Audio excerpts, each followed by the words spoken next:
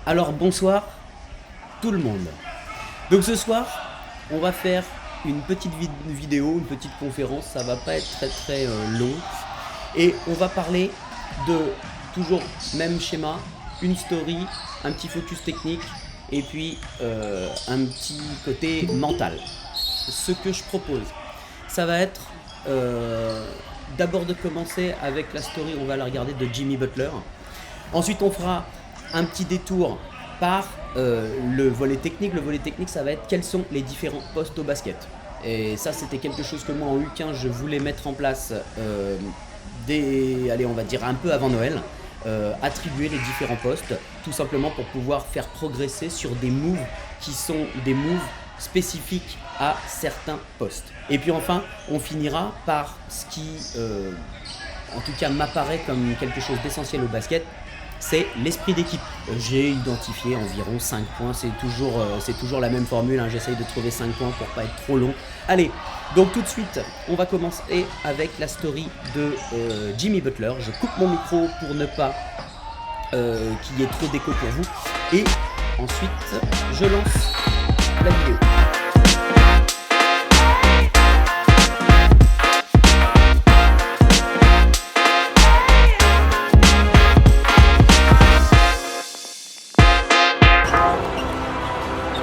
Triple-double, 27 points, 11 rebounds. At the end of Game 5, Butler one-on-one with Markieff Morris.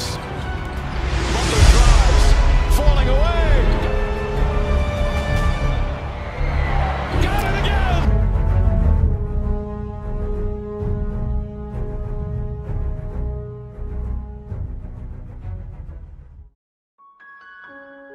Né dans une petite ville du Texas, du nom de Tom Ball, abandonné par son père alors qu'il n'est encore qu'un tout petit enfant, chassé de la maison par sa mère qui lui dit qu'elle n'aime pas voir son regard, le jeune Jimmy Butler passe de canapé en canapé pour éviter la rue. Jusqu'au jour, dans sa dernière année de high school, alors que la balle orange est déjà sa passion, où il rencontre Leslie Jordan, avec qui il se lie d'amitié et chez qui il passera d'abord quelques jours. Leslie lui demande chaque jour de rester un jour de plus, et la famille lui demandera finalement de s'installer de manière définitive. La mère de Leslie, Michelle Lambert, raconte que Jimmy se faisait extrêmement discret, afin d'être certain de ne pas déranger et ainsi se donner le plus de chances possible de rester sous le même toit. Après une année en JUCO, dans le Junior College de Tyler, il reçoit une offre d'une université de Division 1. Il est en effet repéré par le coach de Marquette, Buzz Williams. Ce coach lui mènera la vie dure, très dure, au point que Jimmy pense même à quitter l'université et à revenir dans le foyer qu'il vient enfin de trouver. Mais il tient bon et réalise 2 saisons excellentes, ce qui le conduira tout droit à la draft de 2011. Il sera choisi par les Chicago Bulls à la dernière place du premier tour. La vie de Jimmy Butler, qui est passé de sans domicile fixe à star de la NBA, est digne d'une super production hollywoodienne. Mais le happy end n'est pas encore pour tout de suite.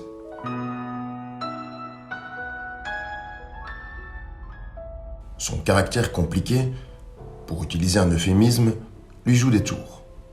Mais les récompenses s'enchaînent.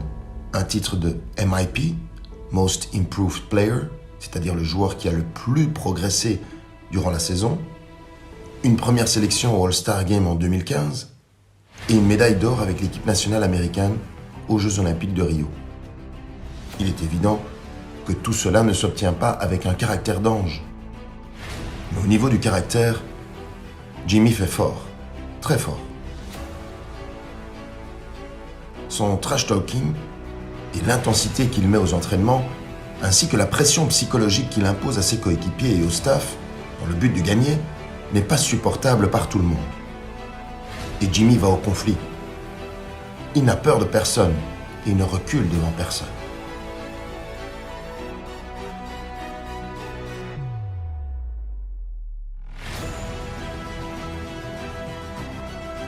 Mais les problèmes et les tensions ne surviennent pas que durant les matchs avec ses adversaires. Jimmy se prend aussi la tête avec ses coéquipiers, le staff et même les dirigeants. Et tout cela va faire qu'entre 2016 et 2020, Jimmy a changé 4 fois d'équipe. On le verra porter successivement le maillot des Chicago Bulls, des Wolves de Minnesota, des Philadelphia 76ers et aujourd'hui des Miami Heat. Aux Bulls, son caractère et son franc-parler poussent le front office de la franchise à l'échanger durant la draft 2016, afin de reconstruire autour d'autres joueurs. Après son transfert aux Minnesota Timberwolves, c'est avec les joueurs qu'il y aura de la tension. Il considère que ses coéquipiers des Wolves sont trop soft et qu'ils ne font pas tout pour gagner. La relation compliquée poussera Jimmy à demander lui-même à être transféré. Après l'année difficile, passée dans l'équipe du Midwest, son choix se pose déjà sur Miami. Mais l'accord ne se signera pas et Jimmy se retrouve finalement à Philadelphie. Même si cela se passe plutôt bien avec les joueurs des Sixers, l'élimination en finale de conférence par les futurs champions NBA 2019 sonne le glas d'une relation tendue avec le staff. Mais tous ces problèmes et son instabilité ternissent énormément sa réputation. Nombreux seront ceux qui vont le décrier, allant même jusqu'à dire de lui que c'est un cancer des vestiaires.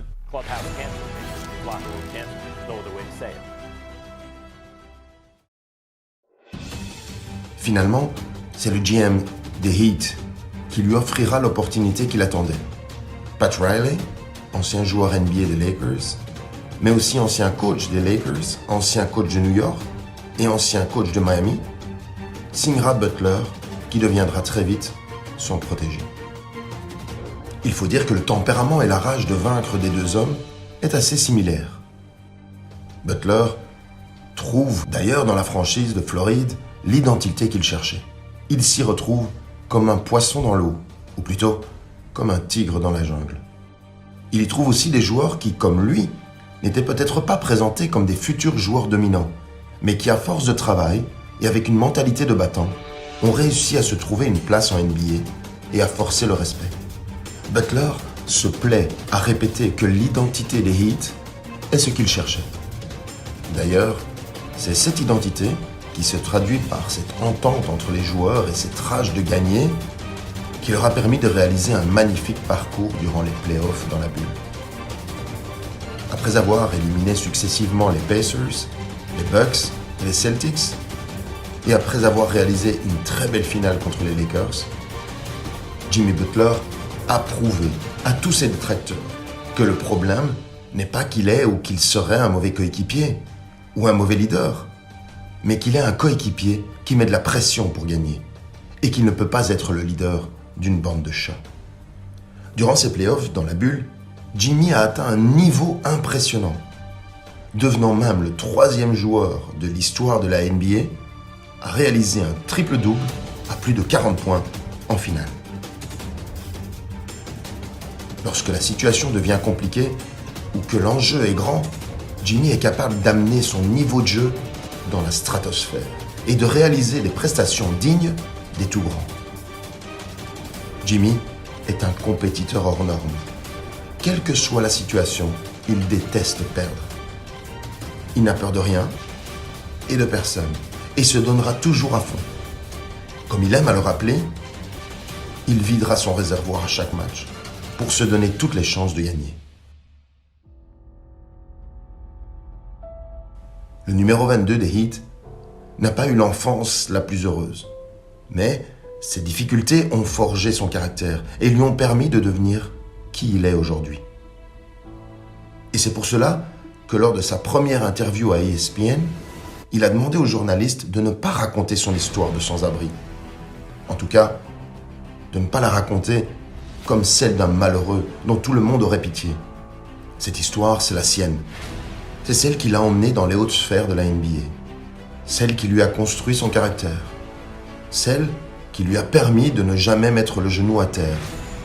Et cette histoire, il en est fier. Jimmy Butler's reputation at the moment is as clubhouse cancer, basically, as locker room cancer. There's no other way to say it. He works his tail off. He can ball. He's a rough rider. He's not scared of anything. And he doesn't tolerate individuals that don't have that same mindset. If you're going to go out on the court and you're going to be a softie, or you're going to be fixated on your money, or you're not going to be committed to winning, he's going to have a problem with you. And it's not like he's some temperamental dude that's causing problems just because he got an attitude. He wants to make life for you uncomfortable if he believes you are a person that doesn't contribute to winning. The belief that you got to be a choir boy and everybody got to like you. Jimmy Butler's one of those guys that can make a strong argument. You got to make it uncomfortable for people who are not committed to winning. Like you can see Jimmy Butler's, got Miami Heat in the championship.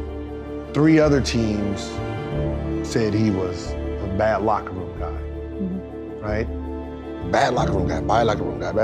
Well, you take him to a team that likes to work under an organization who thrives on hard work. He's amazing. Because what he was good at, or what he has, is he has discipline. So when he's looking at guys like, yo, you're not disciplined. Yo, we need to do this. And guys like, we don't do that over here. You get that bad name, but then you put him in a winning situation, or a situation where they thrive. Those guys need that type of. So now he has a whole bunch of players where this is not even the most talented group that he's ever been around. It's always great to go against a great competitor in our league, someone who takes a lot of pride in both sides of the floor, has that willingness to just want to win and do whatever it takes. With Jimmy Butler, he's a miniature version of myself, and just the intensity, the way he goes about preparation, and then also, the way he plays on both sides of the ball defensively as well as offensively, The Heat are trying to win a basketball game. They're not going to lay down. And their star player, Jimmy Butler, has been the MVP in the bubble. I mean, what he's been able to do with this Miami Heat team, guys, another triple-double, 35 points, 11 assists, 12 rebounds, 12 for 12 from the free throw line. And I saw him in the last couple of minutes of the fourth quarter. He's exhausted. This guy's a true leader, man. This guy's a true leader. He does it all. Defends, rebounds, assists. Well, Jimmy, you just can't put him in a box. People want to say that he can't do this or that, and he's just the ultimate competitor. So when you put him on this stage, he'll just do whatever it takes to win. Alors, on est de retour. Alors moi, ce qui m'a interpellé dans cette vidéo-là, quand je l'ai découverte, j'avoue que il fut un temps, j'ai oublié le micro. Évidemment, ça va quand même marcher beaucoup mieux. Ce que je vous disais, c'est que ce qui m'a interpellé dans cette vidéo, ce que le type a dit dans les bonus là, je trouve que c'est tout à fait juste. On le met dans une organisation qui est plutôt régie par le travail, c'est-à-dire une équipe où on se fiche un petit peu de savoir si tu es une grande star. Il suffit juste que tu te mettes au boulot, et ils ont les gens qu'il faut pour ça, parce qu'ils ont nommé Pat Riley, mais il y a aussi Eric Spoelstra qui est quand même plutôt un coach qui aime le boulot. Faut pas oublier qu'il a coaché LeBron, il a coaché D-Wade et tous ces gens-là. Donc c'est quand même tout à fait un match qui se fait. Quand je dis un match, c'est vraiment un rapprochement entre à la fois une éthique de travail pour l'un et à la fois les conditions de travail pour l'autre. Et dès l'instant où ça fonctionne bien. Et je pense que si vous suivez un petit peu la NBA, je pense que cette saison-là, si à Minnesota, donc les Wolves, ça marche pas très bien, je pense que c'est tout simplement parce qu'ils n'ont pas changé leur éthique de travail, et que peut-être qu'ils sont encore un petit peu soft. Alors là, on parle de très haut niveau, évidemment, mais je pense que c'est valable pour à peu près tout le package du basketteur. C'est-à-dire que dès l'instant où on n'est pas appliqué à l'entraînement, dès l'instant où on vient un peu quand on veut, dès l'instant où on n'écoute pas forcément les consignes du coach, et dès l'instant où je me fiche un peu de savoir ce que mon coéquipier va penser, de toute façon je vais faire comme moi bon me semble, c'est pas la meilleure des attitudes à avoir, et notamment c'est pas la meilleure des attitudes pour pouvoir progresser. Parce que loin de nous pour le moment l'idée de vouloir jouer le très très haut niveau, mais juste apprendre le basket. Et je pense que déjà, quand on pose des questions, on est déjà beaucoup plus dans la démarche de vouloir progresser, plutôt que tout simplement faire son entraînement, venir, poser sa gourde, courir un petit peu et repartir. Donc il y a déjà une attitude à avoir. Mais ça, on pourra peut-être y revenir, notamment quand on va parler de l'esprit d'équipe, parce que ça fait clairement partie de ce que je vais vous dire ensuite pour l'esprit d'équipe. On va tout simplement enchaîner avec les postes au basket. Alors, pour situer ce qui m'intéresse là ce soir, c'est que en tant que coach U15, je pense que pour les U11 c'est beaucoup trop tôt. Les U13 ça devrait commencer à venir, mais en tout cas les U15 c'est obligatoire. Il faut définir les postes. Il faut dire, toi tu vas être plutôt intérieur, toi tu vas être plutôt ailier fort, meneur, à l'aile et ainsi de suite. C'est plutôt pas mal de pouvoir partager avec vous les différents postes et surtout à quoi ils servent. Pourquoi est-ce que dans un jeu collectif, on va avoir besoin de différentes compétences et surtout différents rôles pour que la tactique mise au point par l'équipe, le coach, puisse être emmenée jusqu'à bon port, c'est-à-dire jusqu'à la victoire. Alors là, ça serait évidemment l'objectif vers lequel on tend tous, mais au moins ne serait-ce que vers un apprentissage régulier et exponentiel du basket. Attends, quoi ? C'est-à-dire que dès l'instant où on comprend bien quel est son rôle, et dès l'instant où on comprend bien où est-ce qu'on doit se placer sur le terrain, alors dans ces cas-là, 1, on n'est jamais perdu, 2, eh bien on va pouvoir favoriser le jeu. Et si le jeu est favorisé, ça évite qu'on court partout, et surtout ça évite que tout le monde veuille la balle, tout le monde veuille la demander en même temps, et que au final le jeu soit brouillon et qu'on ne réussisse pas à pouvoir à la fois marquer, mais surtout aussi prendre du plaisir à jouer. Ça fait aussi partie de ça, de l'apprentissage du basket, que de devoir apprendre son poste et apprendre les mouvements qui sont inhérents à ce poste-là. Wouh! Vous n'avez pas vu venir cette phrase!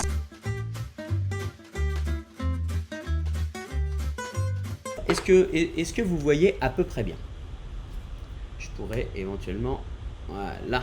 Ouais, ça va. Ça va? Bon, Okay. oui. Bon, alors, on va faire ça comme ça, et dès l'instant où j'ai une crampe dans le bras, j'arrête. Déjà, ça par contre, mes U15, ils sont censés le savoir parce que ça fait 40 fois que je le répète. Il y a des spots naturels au basket. Ce que j'appelle des spots naturels, c'est des spots où normalement, on est censé toujours retrouver un joueur. Donc, évidemment, il va y avoir le spot qui va être plutôt dédié au meneur. Alors là, par contre, ça peut être assez grand, hein. Ça peut être toute cette zone-là. Là, il va y avoir un spot, il y a une zone. On va avoir d'autres spots sur la ligne à 0. On appelle ça la ligne à 0. Et donc, on va avoir un spot ici, et puis par là. Donc là, ça va nous faire des spots. Et ensuite, à 45 degrés, on va avoir la possibilité de trouver encore un spot ici, un spot là, un spot ici, ici, et puis ensuite, allez, quelque part dans cette zone-là. Donc du coup, je vais garder, allez, là, le grand rond de la raquette. Donc ça, ce sont les spots naturels. Ce sont des spots où on a besoin de pouvoir retrouver un joueur. Et c'est là que ça va devenir intéressant, parce que ce que je vais faire là, c'est que je vais l'effacer, et on va essayer de déterminer où je peux me placer, et surtout, évidemment, puisque mon sujet c'est les postes au basket, qui va venir se placer là. Donc là, si j'ai 5 joueurs dans mon début, c'est pas si j'ai d'ailleurs, c'est j'ai 5 joueurs sur le terrain, je vais avoir mon 1 qui va être plutôt mon meneur, hein, et ça risque d'être un petit peu à l'envers pour vous, pas grave. Je vais avoir des ailiers, évidemment, donc là je vais plutôt avoir un ailier qui va venir par là, un autre qui va venir par là, donc là c'est plutôt mon 3e joueur, et ensuite je vais avoir ce qu'on appelle les intérieurs, donc je vais avoir un 4 et un 5. Donc le 4 et le 5, eux, ils vont être plutôt, on voit bien, hein, sous le panier, et ils vont plutôt se mettre par là. Hop, 4 et 5. Donc là, vous voyez que si jamais je reprends mon idée de spot naturel, je vais avoir à peu près sur une ligne mes intérieurs. Sur le 45 degrés, je vais avoir mes ailiers. Et à 90, c'est-à-dire face au panneau, je vais avoir mon meneur. Mon meneur, c'est celui qui va porter la balle au tout début. Donc c'est-à-dire que sur la remise en jeu, c'est un des 4 autres qui va refaire la remise en jeu. Alors là, on est carrément de l'autre côté du terrain. Mon meneur va remonter la balle et va se poster ici. Donc là, il est à, on va dire, face au panier et à l'extérieur de la zone à 3 points. Ensuite, qu'est-ce qui va se passer? C'est-à-dire qu'on va avoir ce qu'on va appeler la ligne des arrières. Donc là, c'est ceux-là, à contrario des intérieurs. Les intérieurs, souvent, ils sont plus grands et plutôt pour les ailiers et les arrières, ils vont être peut-être un petit peu plus petits, mais surtout, ils vont être plus rapides. Donc ça va être la position que je souhaite voir sur le terrain. C'est-à-dire que quand on a, à l'entraînement par exemple, je le vois, c'est-à-dire qu'on vient de passer 1h30 à s'échauffer, à répéter des mouvements, à apprendre des techniques, à faire du maniement de ballon, à faire du tir, à faire de la défense. Ensuite, on donne un ballon, vous pouvez jouer en fin d'entraînement. Qu'est-ce qui se passe? Il se passe que mon ballon va être ici, j'ai un joueur là, un joueur là, un joueur là, un joueur là, un joueur là. Ça, c'est pas possible. Ça, on ne pourra jamais jouer au basket dans cette config-là. Alors, qu'est-ce qu'il faut? Eh bien, il va falloir déterminer les rôles de chacun. Je vais commencer par les intérieurs. Les intérieurs, ce sont des joueurs qui vont être, comme leur nom l'indique, plutôt donc à l'intérieur du jeu, à l'intérieur de la raquette, plus près du panneau. Plus près du panneau, pourquoi? Parce que déjà, d'une part, leur taille leur permet de pouvoir, en cas de tir raté, prendre les rebonds. Ça déjà, ça va être leur premier rôle. Mais surtout, ils vont connaître, eux, 2 types de spots qui vont leur permettre de pouvoir interagir. Donc là, j'ai mon 4 et j'ai mon 5 sur un début de système. Leur spot naturel, ça va être donc cette zone-là. Et ça va être ce qu'on appelle le poste haut. Donc là, poste bas, parce que là, on va dire que le bas, c'est ici. On est vraiment sur la ligne de fond qui est là. Et poste haut, ici. Donc eux, leur mouvement, ça va être de venir monter plutôt ici, revenir, éventuellement aller à l'opposé ici, revenir. En gros, ils vont opérer dans ce carré-là. Attention, ce que je vous dis, c'est pas figé. Évidemment que si jamais j'ai un poste 5, donc c'est-à-dire mon plus grand, c'est mon pivot, mon poste 5 qui décide de monter pour venir placer un écran ici sur son meneur, il va pas tout de suite reprendre sa place, c'est-à-dire qu'il va attendre de voir ce que le meneur va faire une fois que l'écran est posé. Si le meneur part de ce côté-là, lui, soit il va pouvoir ouvrir, ça on l'a vu sur la toute première session. On l'a vu, c'est-à-dire qu'il va ouvrir, ça s'appelle un pick and roll. Donc il va pouvoir, il peut faire aussi donc ce qu'on appelle un pick and pop, c'est-à-dire une fois que c'est passé, pouvoir s'écarter de l'écran et se retrouver ici. Si le meneur lui redonne et pour le peu qu'il ait un bon shoot, il peut déclencher un shoot loin, ou alors mettre un petit dribble pour venir shooter ici. On l'a dit, on est plutôt vers la ligne des lancers francs. Ça fait partie des spots naturels où on peut retrouver un joueur. Et donc évidemment, si on retrouve un joueur, on peut évidemment retrouver un shooter. Ok? Donc ça va être leur rôle. Deuxième rôle pour les intérieurs. On a parlé des rebonds. On a parlé aussi de venir prendre la balle poste haut. À quoi ça sert? Eh bien, tout simplement, ça peut servir à faire du passe-va. Ça peut servir à mettre en place un renversement. C'est-à-dire que si jamais là, mon pivot va monter ici, donc il n'est plus là, il est monté, on peut tout à fait imaginer que à l'opposé, c'est-à-dire à peu près par ici, il va se retrouver un ailier qui lui va essayer d'aller vers le panneau. Et là, une passe est possible. Si jamais la passe n'est pas possible, eh bien dans ces cas-là, il peut décider de venir poser un écran, soit, on l'a dit, au meneur, soit aller à un autre. Il a plusieurs solutions. Ok? Il peut même redescendre, poser un écran pour le deuxième intérieur. À partir de ce moment-là, dès l'instant, lui, le 5, c'est la tour de contrôle. Ça va être souvent le plus grand. Et donc, à partir du moment où lui va réussir à être suffisamment mobile pour venir permettre de trouver des angles de passe et surtout permettre de jouer pour les autres, alors dans ces cas-là, le jeu va pouvoir se mettre en place. Si un tir est déclenché, le 5 est censé aller au rebond. Et ça fait partie vraiment de ses attributions. Le 4, à la différence du 5, c'est pour ça qu'il y a une petite différence, c'est que le 4 va être, on va dire peut-être un petit peu plus petit, mais va être vraiment très robuste. Ça va être le type de joueur un petit peu combatif et qui va justement, en étant peut-être un peu plus petit, être un peu plus mobile et va pouvoir bloquer pour les uns et les autres. Si jamais il voit que un des ailiers est poursuivi par son défenseur, mais veut passer, lui va peut-être pouvoir faire un pas ou deux pour venir mettre un petit écran ici quand il y a le 2 qui passe. Donc là, si mon 2 il est ici, il passe, il a son défenseur qui se fait bloquer par le 4 qui est monté, il contourne, c'est-à-dire en gros il prend l'écran, une passe est possible. Et là, dans ces cas-là, mon 4, lui, va avoir une très large zone à couvrir, parce qu'il va pouvoir, évidemment, si jamais il a un petit peu de shoot, et ça serait vraiment super, pouvoir se retrouver sur les extérieurs. Et il va pouvoir, évidemment, venir un petit peu se frotter et jouer des coudes sous le panier. Bon, ça, c'était les rôles des intérieurs.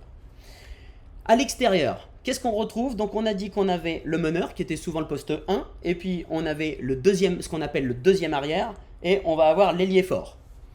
Alors là encore, il y a une petite différence, c'est-à-dire que le meneur, lui, va souvent être celui qui va déjà d'une part connaître sur le bout des doigts tous les systèmes parce que c'est lui qui va les annoncer.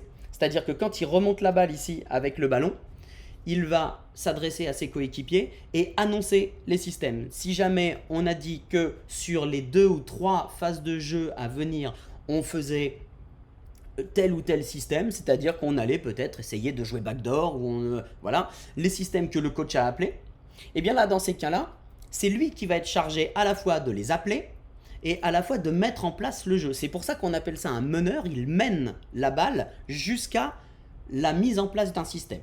Ok ? Donc ça par contre, là où c'est un rôle prédominant, c'est qu'il va être suffisamment calme, avoir le sang-froid pour pouvoir conserver son ballon, parce que là pendant tout ce temps-là il a le ballon, il peut se faire presser par la défense, il va attendre que les autres se mettent en place. Si jamais il y a un système X ou Y, on s'en fiche, hein, un système qu'on va appeler le système A, si jamais le système A est appelé et que dans ce système, il faut que mon 4 vienne poser un écran sur le 2, donc c'est-à-dire qu'il faut quand même que j'attende avec le ballon que le premier mouvement soit fait. Ok ? Et si jamais on peut, alors là pour le coup c'est vraiment un jeu de coach, hein, on pourrait en avoir, mais le propos c'est pas ce soir, c'est pas tellement les systèmes, hein. Mais si jamais on a des systèmes mis en place, il faut que je puisse savoir où je me place. Si je suis le 2, c'est-à-dire deuxième arrière, ça veut dire que je viens suppléer le meneur. Ça veut dire aussi que je vais avoir un rôle assez important dans le shooting. C'est-à-dire que derrière, je vais me tenir assez loin de la zone et je vais pouvoir prendre du shoot lointain. Je vais être rapide, je vais être surtout très intelligent. Quand on est deux et que le meneur va appeler un système, il suffit que la défense réponde bien à ce qu'on a mis en place et que le système ne puisse pas être mis en place tout de suite, et bien dans ces cas-là, le deuxième arrière, lui, va devoir être un peu créateur de jeu. Il va devoir créer quelque chose. Il va devoir donner un peu d'explosivité. Je ne dis pas qu'une passe un shoot, hein, mais il va devoir se mettre dans la position de « on a un problème, je règle le problème ». Le temps que le meneur puisse finir un mouvement, parce que imaginez, alors encore une fois c'est une supposition, imaginez qu'on ait un système qui implique une première passe au 2. Ok, donc là, j'exploite les spots naturels, c'est-à-dire que moi, en tant que meneur, je vais essayer de couper par là, d'avoir ce genre de mouvement. Et là, si jamais on peut jouer le passe va et récupérer la balle ici, le meneur, il va pas se gêner, il va la prendre la balle, et soit pour faire une passe ici, soit pour aller au panier. Si jamais la passe n'est pas possible, le meneur va ressortir, il va se retrouver plutôt dans cette zone-là, toujours un spot naturel. Et pendant ce temps-là, vu qu'il n'y a plus personne ici, là le 1 est là, ça veut dire que cette zone-là, elle devient dangereuse. Parce que si jamais il y a une passe, une mauvaise passe, les contre-attaques se mettent en place. Donc ça veut dire que mon 3, lui, il va dire « Ok, toi, je te laisse pour le moment avec le ballon, mais je vais venir équilibrer par là. » Ok, dans cette zone-là, grosso modo. Ok, donc là, par contre, on va se retrouver à avoir déjà un premier mouvement. Mais j'en reviens à ce que je disais juste avant. Imaginez que la défense marche bien et que notre système ne puisse pas marcher. Là, dans ces cas-là, ça veut dire que lui va devoir réfléchir assez rapidement et prendre une décision pour pouvoir emmener le jeu jusqu'à, on va dire, le dénouement. Ça serait mettre un panier, marquer. Donc, qu'est-ce qu'on fait? Eh bien là, dans ces cas-là, il va falloir, d'une part, soit peut-être commencer à bouger. Donc, c'est-à-dire que on va pas rester juste avec le ballon ici. On va essayer d'attaquer le panier. Si on attaque le panier, ça veut dire que la défense va venir. Et évidemment, on peut trouver des couloirs de passe ensuite. Parce que peut y avoir une passe qui se met ici puisque le 3 revient là. Et ensuite, on peut trouver des solutions. J'efface tout et je passe donc au dernier poste qu'on retrouve, qui est le poste numéro 3. Le poste numéro 3, c'est donc l'ailier fort. Donc lui, l'ailier fort, ça va être une sorte de, comment on pourrait dire, un peu un Charles Barkley pour ceux qui connaissent un peu la NBA des années 90. Ça va être plutôt quelqu'un qui a du muscle, qui a du répondant et qui va vraiment pouvoir attaquer franco le cercle. C'est-à-dire que là, si on doit résumer, on va plutôt avoir l'informateur, lui il va donner les infos pour tout le monde. Là on va avoir du shooter, là on va avoir du rebondeur. Là, ces deux-là, ils vont s'allier tous les deux pour percuter et essayer d'aller le plus possible venir dans la raquette. C'est-à-dire que les trois, souvent les ailiers forts, ce sont des joueurs qui récupèrent beaucoup de lancers francs. Tout simplement parce que comme ils ont un pouvoir de pénétration assez fort, et c'est-à-dire qu'en plus ils tendent vraiment à aller vers le cercle, évidemment ils peuvent avoir des fautes qui sont commises sur eux, et donc du coup récupérer des shoots au lancer. Donc ça veut dire en plus qu'ils doivent être hyper polyvalents, et ils doivent pouvoir à la fois être réactifs à ce que le 1 et 2 vont pouvoir proposer, et surtout il va avoir avec le 4 à montrer un petit peu les biscottos, et il va devoir avoir de l'adresse. Donc une fois que j'ai dit tout ça, moi, mes joueurs, je voulais leur attribuer une bonne fois pour toutes leur place. Pourquoi? Tout simplement parce que quand on a un 1 ici, 2, 3, je le remets, le 5, le 4, ça veut dire qu'ici j'ai un banc.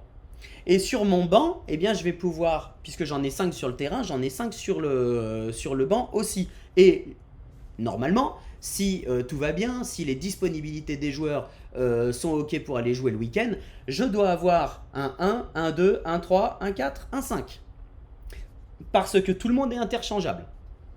Mais par contre, évidemment, que si jamais lui connaît très très bien son poste, parce que il joue 5 depuis déjà 2 saisons, et que pour une raison X ou Y, je n'ai pas pu emmener avec moi suffisamment de joueurs, et donc j'ai pas pu doubler tous mes postes, et je me retrouve à demander à un 3 d'aller prendre la place du 5, évidemment, ça va demander quoi? Ça va demander que mon 3 remplaçant se soit suffisamment intéressé au poste du 5. Et c'est pour ça que moi j'y tiens, notamment quand on travaille des systèmes, je souhaite que tout le monde puisse voir les différents mouvements de chacun, c'est-à-dire connaître le système depuis le point de vue du meneur, depuis le point de vue du deuxième arrière, de l'ailier fort et ensuite des deux intérieurs. Parce que si jamais on ne fait pas cet effort-là, eh bien on va se retrouver à devoir dire ok, moi je joue ma partition, mais une fois qu'on a remplacé quelqu'un, on n'a pas de possibilités différentes, c'est-à-dire qu'en fait on n'a aucune variation dans le jeu. Et ça, parfois ça peut être embêtant, notamment quand on est un peu en sous-effectif. Ça, c'est des choses qui peuvent arriver. Et si jamais on réussit à connaître le joueur, en tout cas les postes de chacun, alors dans ces cas-là, on saura s'adapter. Et comme je l'ai dit, souvent un 3, c'est obligé d'être malin, c'est obligé d'être un peu costaud. Donc du coup, il va pouvoir prendre ces postes-là. Un 2, il va totalement pouvoir prendre la place du 1 si jamais on n'a pas assez de meneurs. Le 2 va pouvoir mener parce que comme il est intelligent, il a besoin aussi de connaître absolument tous les systèmes sur le bout des doigts. Donc il va pouvoir prendre son rôle. Il va pouvoir aussi prendre le rôle du 3 pour le peu qu'on soit déjà dans un joueur qui a une bonne croissance et qui pourra pénétrer avec énergie. Donc ça va être la chose. Évidemment, les 4 et 5 peuvent s'intervertir, c'est-à-dire que si jamais on joue avec 2-5, bon bah dans ces cas-là, on aura peut-être un petit peu moins de tirs extérieurs et peut-être un peu moins de mouvement, mais par contre on risque de récupérer beaucoup de rebonds, et donc du coup avec 2-5 on peut avoir des très très beaux écrans qui puissent être placés sur le trio d'arrière. Et là, dans ces cas-là, on arrivera quand même, grâce à du pick and roll, grâce à du pass-eva, à pouvoir mettre en place un jeu. Et notamment, on pourra faire ce qu'on appelle vivre le ballon. C'est-à-dire que le ballon, il a besoin de circuler. C'est-à-dire que le but ultime, c'est d'être ici, évidemment, c'est d'être dans le panier. Mais avant, il a besoin de circuler. Et comme je le dis souvent, notamment là, je vois qu'il y a quelques U15 avec nous connectés, ils le savent, un terrain, et notamment un demi-terrain, c'est grand et c'est surtout large. On n'a pas besoin de jouer tout le temps au même endroit et on n'a surtout pas besoin de faire toujours les mêmes moves. C'est-à-dire que dès l'instant où j'ai un ballon que je peux remonter, pourquoi je ne peux pas m'aider de mon coéquipier qui passerait par ce qu'on appelle les couloirs? C'est-à-dire que souvent on joue sur des terrains multisports et il y a des lignes. Vous avez qu'à vous repérer aux lignes qu'il y a au sol. C'est utiliser les couloirs pour sortir les ballons. Quand je dis sortir les ballons, c'est les sortir de dessous le panier pour lancer soit des contre-attaques, soit remettre en place une attaque. C'est-à-dire qu'on va venir se faire épauler par le copain qui est sur le côté, quitte à reprendre la balle après, c'est-à-dire que le meneur puisse récupérer sa balle ici pour rappeler un système et ensuite être patient. Parce que ça, c'est l'autre point qui fait que les postes sont importants, c'est-à-dire que dès l'instant où on n'a pas de poste bien défini au basket, on n'a pas de patience. Pourquoi ? Parce qu'on ne sait pas exactement le contenu de notre mission. C'est comme si jamais on disait, bon allez, hop, c'est parti, on se fait un foot, on cherche 11 gars pour jouer au foot, et soit tout le monde joue en attaque, soit tout le monde joue en défense, mais on ne sait pas. Eh bien là, ça va être exactement la même chose, c'est-à-dire qu'il faut connaître vraiment le contenu de chacun des postes pour pouvoir d'une part se sentir à l'aise avec son poste, c'est-à-dire que là après évidemment si moi je détermine que par exemple là je vois qu'il y a Kevin, si je dis Kevin tu vas jouer à l'aile et que Kevin vient quelques matchs plus tard me dire écoute coach je suis pas hyper à l'aise avec ça, je préférerais aller jouer à l'intérieur, bah dans ces cas-là on peut tester, ça y a pas de problème, mais le tout étant de connaître le contenu de la mission. Ok, donc ça c'était pour le point de l'attribution des postes et savoir à quoi ça a trait. Prendre ce ballon pour les 5 dernières secondes, David Holston. Oula, il s'amuse, il se lève. Et il marque évidemment, c'est un spécialiste, c'est un récidiviste. Dijon, pardon. Ouais, magnifique ce tir. Regardez, il s'amuse un petit peu avec Benitez. Hop, il prend un petit peu d'espace ici. Et oui, voilà, le problème c'est qu'offensivement, ils sont toujours muets. Il a boosté. Oh, il y a encore un tir ouvert pour Paul Lacombe. Non, il ne le prend pas. Va attaquer le cercle et va aller au dunk. Le dunk de Paul Lacombe. Compréhension entre Kevin Ware et Boukichou. C'est dur là pour Gravelines. Mais qui revient là en pleine forme. Et là, ballon perdu par Benjamin Sen. Dibos peut-être qui va très très vite. Il y a Dylan Ofamama qui revient. Mathias Le sort au dunk. Mathias Le sort sur la contre-attaque, qui a couru à peu près aussi vite que Dibos. Mission. Bouktichou qui a l'air d'être un peu dans le rouge. Oui, je suis d'accord avec vous, Christophe. Bonne passe là aussi. Et le dunk de Kevarius Ace. Ah, technique, faute technique qui a été au banc de l'Asvel.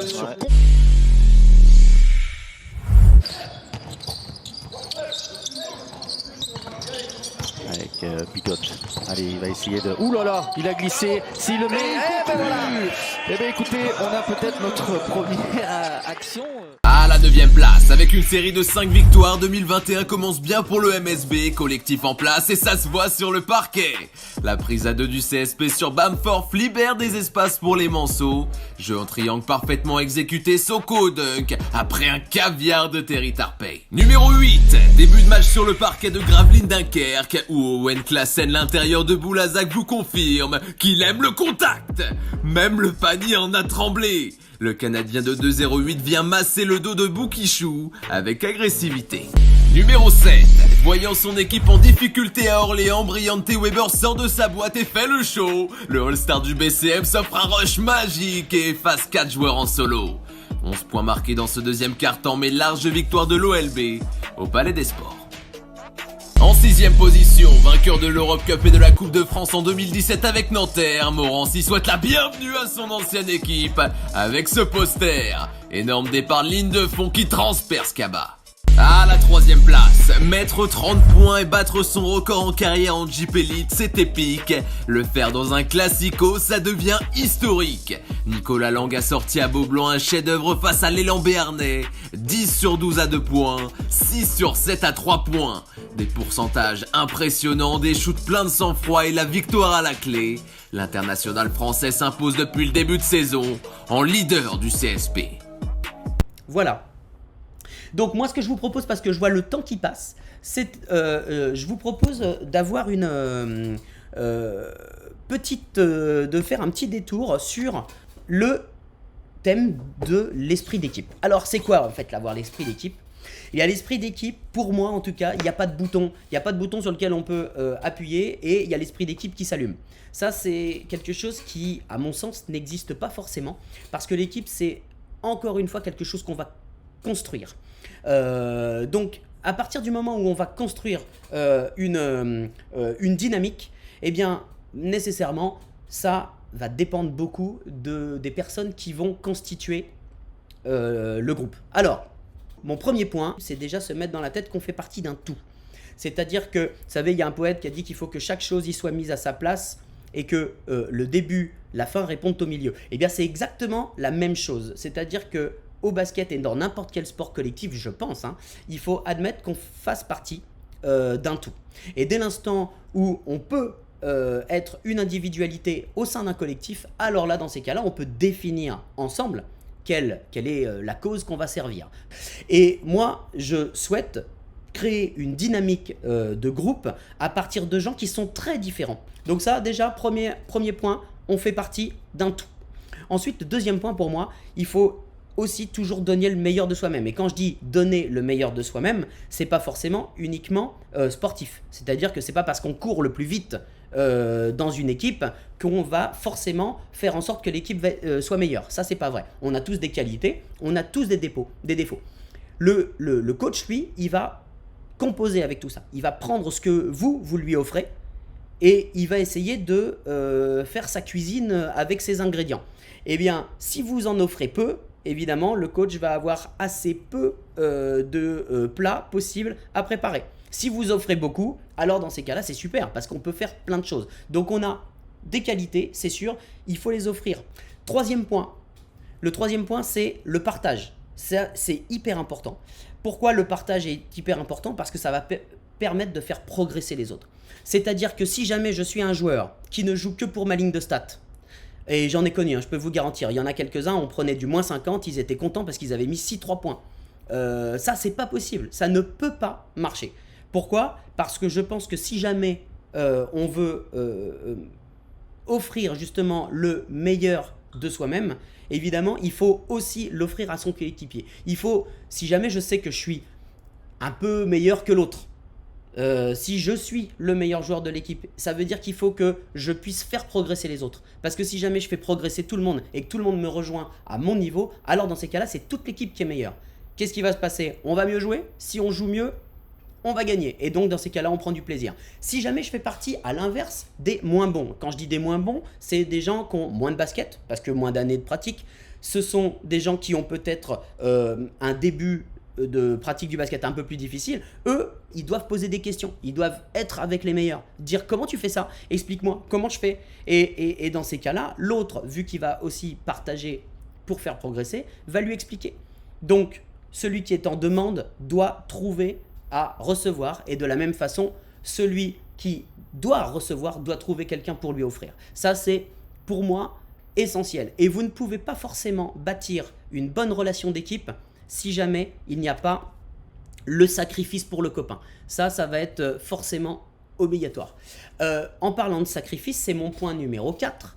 Il faut savoir se sacrifier, oui, mais au bon moment et pour la bonne cause. Alors, ce que j'appelle la bonne cause, souvent, c'est parce que on a envie de jouer, on est sur le terrain, et puis il y a une situation qui va contraindre le coach d'apporter, ou en tout cas d'appeler un système X ou Y, et il faut accepter de se sacrifier. Ça, ok, d'accord, je te laisse ma place. On n'est que 5 sur le terrain, eh bien, j'ai joué quasiment tout le match, il y en a un qui n'a pas joué, il faut accepter aussi de pouvoir laisser sa place, de pouvoir aussi applaudir. Ça, par contre, moi j'insiste beaucoup sur les bancs, notamment les bancs pendant les matchs qui sont amorphes, qui n'applaudissent pas les copains. Ça, souvent je leur dis, dites donc les gars, ils ont besoin de vous, ils ont besoin de faire quelque chose. De la même façon, quelqu'un qui revient à un temps mort et qui revient vers le banc en engueulant les copains, en leur disant soit vous défendez pas, oui je suis le seul à faire ceci, je suis le seul à faire cela, ça c'est pas possible. Ça ne peut pas marcher parce que imaginez-vous, vous vous mettez à la place de l'autre, qu'est-ce qu'il va penser? Il va penser, mon pote pense que je suis naze.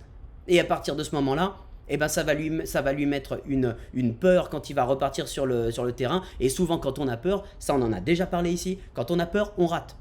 Enfin, il faut passer du temps ensemble. Ça, par contre, moi personnellement, j'insiste beaucoup sur ce point-là. Toutes les équipes que j'ai vues s'épanouir sportivement sont des équipes où les joueurs ont passé du temps ensemble. Ce sont des équipes où j'arrive à l'entraînement, je vais parler avec les copains. Quand l'entraînement est fini, je vais peut-être rester un petit peu avec les uns les autres. Je vais peut-être, on va essayer de gratter 3 minutes ou 4 minutes de jeu en plus.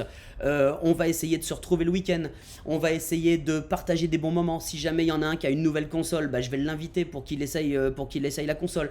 Et ainsi de suite. Vous voyez ce genre de choses. Parce que c'est dans tous les cas la même chose. Si jamais on passe pas de temps ensemble, on se connaît pas, et si on se connaît pas, bah évidemment on va pas se découvrir.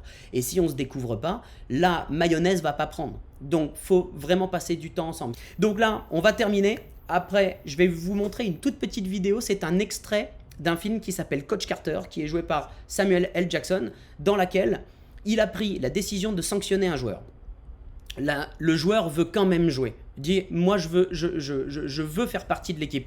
Et il lui dit, ok d'accord, dans ces cas-là, tu peux jouer si tu fais 1000 pompes et 500 suicides. Ce qui est normalement infaisable. Et donc, je vous passe ça et on terminera là-dessus.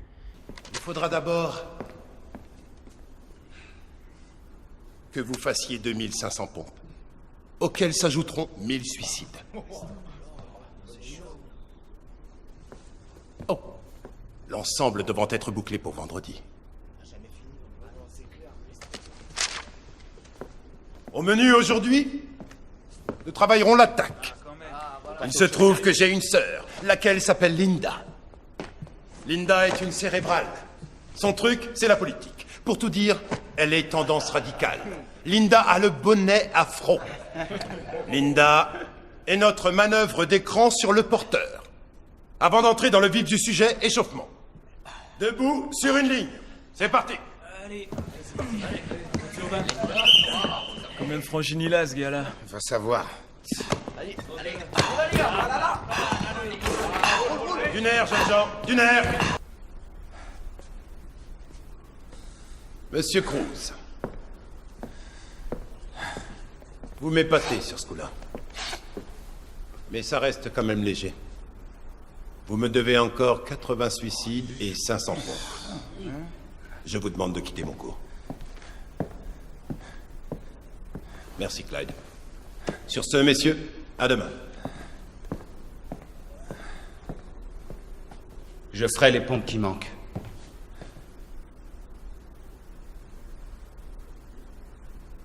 Vu qu'on est une équipe, l'un de nous se bat, on se bat tous. Comme on gagne tous quand l'un de nous gagne, monsieur.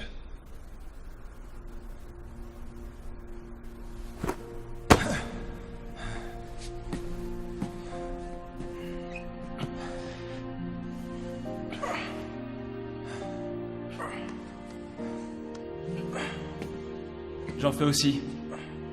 Et je ferai des suicides.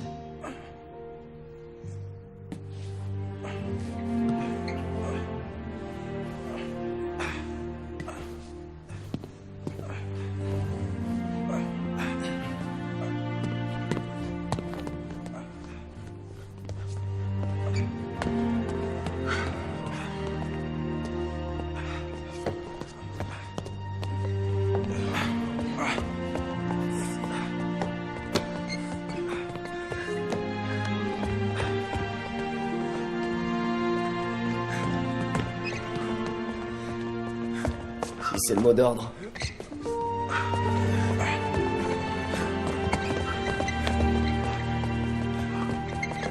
Clyde, tenez les comptes.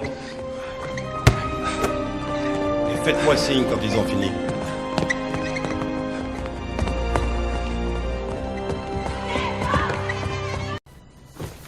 Notre peur la plus profonde n'est pas d'être inapte. Elle est que nous puissions être dotés d'un pouvoir sans commune mesure. C'est notre clarté, pas nos zones d'ombre qui nous effraient. On n'apporte rien au monde en se dévalorisant. Il n'est pas éclairé de se faire plus petit que l'on est, simplement pour rassurer les autres autour de nous. Nous sommes tous conçus pour briller, comme les enfants. Ce n'est pas donné qu'à quelques-uns, c'est en nous tous. En laissant briller notre propre lumière, nous donnons inconsciemment aux autres le pouvoir d'en faire autant.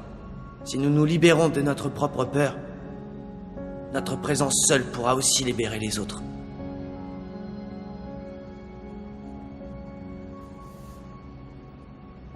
Je tenais à vous remercier, coach. Voilà, c'est tout pour ce soir. J'espère que ce petit extrait du film vous a plu. Donc il s'appelle Coach Carter si jamais vous voulez le voir. Il est très bien, ça raconte une équipe qui, de toute évidence, a beaucoup de problèmes et notamment de discipline. Et le coach arrive pour les remettre à faire ce qu'ils aiment, c'est-à-dire le basket, mais par contre il tient absolument à ce qu'ils aient une bonne éducation. Et donc il leur dit, si vous ne bossez pas, il n'y aura pas de basket. Je vous remercie encore une fois d'avoir été là. Allez, on se dit à bientôt. Ouais. Allez, on raccroche.